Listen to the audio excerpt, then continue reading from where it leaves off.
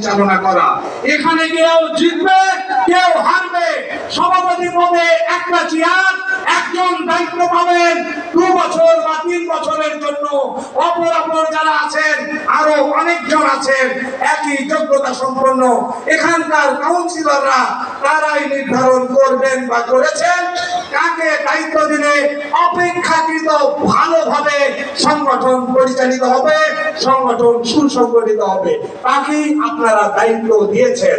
অপর যারা আছেন তারা কিন্তু কখনো হারায়নি। এখানে জয় পরাজয় বলে কোনো শব্দ আমার জানা নেই। সুতরাং এখানে কে জিতেছে কে হেরেছে এই কথাটা আমরা ভুলে যাই ভাই। আর যারা দায়িত্ব পাচ্ছেন পেতে যাচ্ছেন, যারা নেতৃবৃন্দ উপজেলা এবং পৌরসভার দায়িত্ব অটোমেটিক্যালি পেয়েছেন এবং পূর্ণাঙ্গ কমিটি হয়েছে, এখানে জেলার দায়িত্ব পেতে যাচ্ছেন, তাদের দায়িত্ব হচ্ছে আজকে এই জেলার অবস্থান